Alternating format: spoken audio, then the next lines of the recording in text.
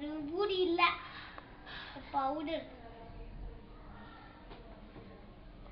கோமாளிக்கு சேர்ந்தா என்ன நடக்கும் அப்படிங்கிறதுக்கு டாக்டர் எக்ஸாம்பிள். ஒரு சின்ன கோமாளி. யார் சின்ன கோமாளி சொல்லு?